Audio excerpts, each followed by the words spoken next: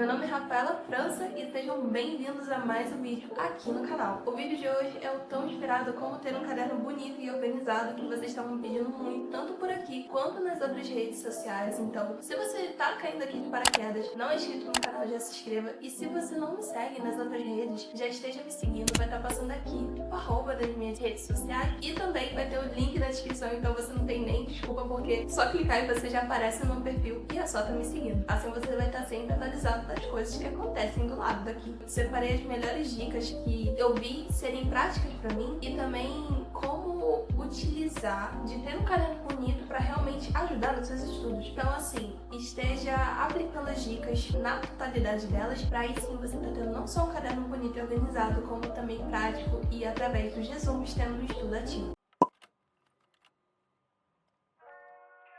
Não poderia deixar de iniciar indicando o caderno, que eu utilizo. Nesse caso, eu utilizo esses dois da Study, sendo um universitário e um médio. O bom da Study é que ele é reposicionável e tem essas linhas brancas e gramatura alta. O universitário, ele tem essas divisórias que facilita na hora de organizar as matérias. O médio, ele não tem, então eu mesma fiz o recorte e encaixei a folha mesmo. Outro que eu utilizo também é o da Macchiato, nesse caso é o médio ou colegial, e ele não tem reposicionamento de folhas, porém ele tem também gramatura alta, e como ele não vem com divisórias, eu utilizo essas flags que eu comprei no caso na Daiso, mas você consegue facilmente em uma papelaria física.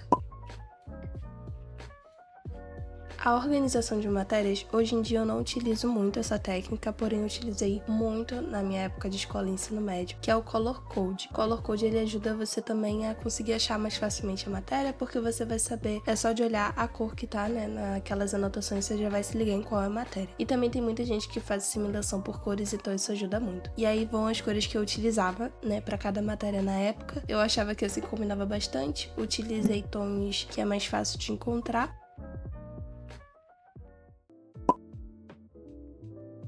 Agora sobre títulos e subtítulos, eu não costumo utilizar muito títulos com muitas informações, que demandem muito tempo, porque eu costumo gostar de anotações mais rápidas, mais práticas. Eu, no caso, só faço um brush lettering, que eu já consegui pegar a prática, então acaba sendo rápido pra mim mesmo. E aí, nesse caso, eu tô utilizando essa caneta que eu mostrei pra vocês. Ela é muito boa, porque você consegue fazer tanto brush grande quanto brush lettering pequeno, e eu gosto muito dela. E agora eu tô mostrando também pra vocês, quando eu quero dar um charminho, o que eu faço. Eu passo uma caneta cinza, um marca-texto cinza na lateral esquerda, e passo bem em cima uma caneta branca pra dar um ponto de luz. Quando é um brush lettering pequeno, eu tenho duas opções. Ou eu passo um marca-texto dos lados, ou quando é um título que são duas palavras, eu costumo fazer esses detalhezinhos dos lados que pra mim dá um charme e acaba sendo prático e deixa bonito, sabe? E agora eu vou dar uma opção de brush lettering colorido. Eu não utilizo muito, porém é somente esse modelo que eu utilizo quando é pra título grande, que é fazer como se fosse um corpo de esqueleto, sabe? Com a caneta preta dentro da cor clara, pra chamar atenção, sabe? Porque a cor clara acaba ficando às vezes apagada. E agora para os títulos pequenos, eu costumo realmente fazer título colorido, com brush lettering colorido pequeno, e também costumo fazer essas caixinhas que eu acho muito práticas e rápidas, e eu acho que já dá o destaque que a gente precisa dar para os títulos e subtítulos, sabe? E aí eu faço essa caixinha, essas duas opções, que é essa com um pouco mais de trabalho, um pouco mais de informação. Porém, ultimamente tenho utilizado essa segunda mesmo, que é só passar um marca-texto na lateral esquerda e embaixo.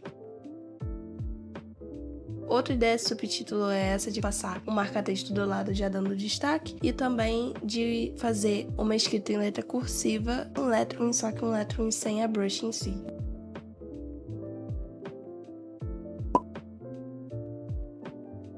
Agora falando de parágrafos e subtópicos, que no caso são partes que eu costumo separar no meu texto, eu não costumo fazer um texto completo inteiro, sabe? O primeiro que eu coloco normalmente é quando inicia a frase, eu coloco uma setinha. O segundo eu boto um pontinho e o terceiro eu faço uma linha linkando ao de cima. E aí vocês vão ver agora na prática o que eu quero dizer com tudo isso. eu inicio primeiro com a seta, né, o primeiro parágrafo. No caso, ele começa lá no início da folha, lá na lateral esquerda da folha, bem no início. E aí o subtópico eu pulo uma linha para dar espaço para o que eu vou falar para vocês depois. E aí depois desse subtópico, quando é algo que é correlacionado com esse subtópico, eu já puxo uma seta, né, vamos dizer assim, para baixo, que aí já é um subtópico correlacionado ao subtópico. Esse eu não pulo linha. E aí eu fiz uma linha como que ficaria na sua folha. E aí eu utilizo um lápis ou uma lapiseira para poder anotar realmente a parte do estudativo. Porque essa parte de caneta que eu faço, normalmente é o que o professor passa tanto no slide quanto também no quadro. E aí o que sobra de espaço é eu mesma explicando o que ele falou, eu condensando as informações, utilizando o método Feynman, caso você queira saber um pouco mais, eu falo bastante lá no Instagram sobre. E é um método de você fazer a explicação, sabe? Com as suas próprias palavras. E eu gosto de fazer isso como estudativo na hora de estar fazendo o meu resumo.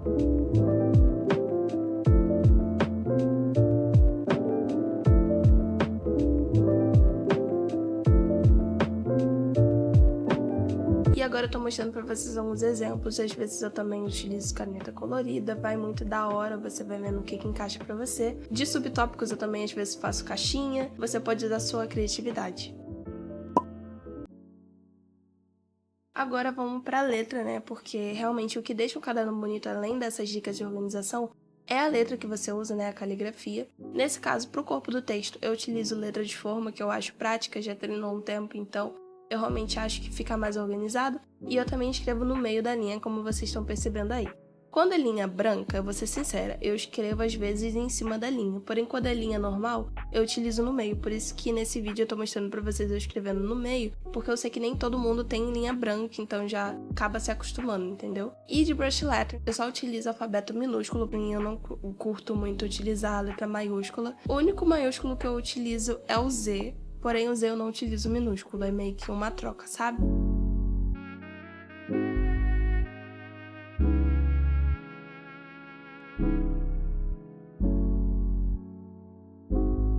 E aí eu fiz tanto o brush lettering pequeno quanto o grande pra vocês verem a diferença. Nesse caso dessa anotação, eu utilizei outras canetas, que caso vocês queiram só tá me perguntando aqui nos comentários que eu falo pra vocês certinho quais foram as canetas, mas eu já mostrei elas antes no vídeo.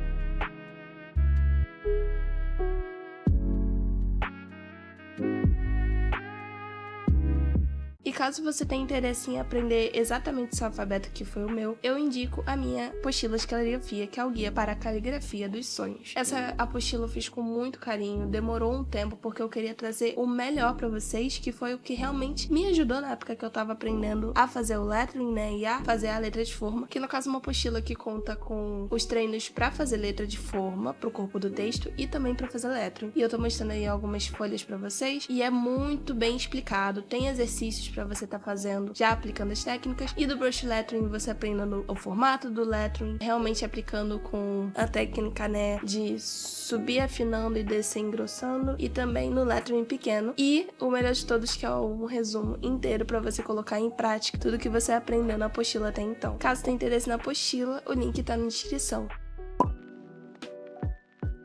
Agora, colocando em prática tudo que a gente viu até aqui, vocês veem que não é muito rebuscado as coisas que eu faço. Na verdade, eu tento deixar o mais prático possível, porque assim, foi muito tempo fazendo caderno. Eu fazia desenho já há uma época, fazia textos muito elaborados, títulos muito elaborados, né, no caso. Mas hoje em dia eu vi o que era prático pra mim e eu me identifico mais com esse estilo de anotação mais simples, sabe? Porém, não tão simples, e eu gosto bastante. E como vocês vão ver, esse resumo em específico que eu tava estudando, no caso, biologia, ele tem muito tópico não, é muito subtítulo, que no caso eu quis dar ênfase por conta de ser explicando o que era cada organela, né, citoplasmática, que tá ali no título. E aí eu fiz essas caixinhas que vocês vão ver que eu tô fazendo só a caixinha, e aí o marca-texto que eu mostrei pra vocês no exemplo, eu vou passar só no final da anotação. E é uma dica pra vocês também, que na hora de vocês estarem fazendo a anotação do professor, às vezes você não vai ter tempo de fazer muita coisa. Então faz a base, né, do resumo, não passa marca-texto, não passa nada dessas coisas, só com uma caneta vai fazendo o básico.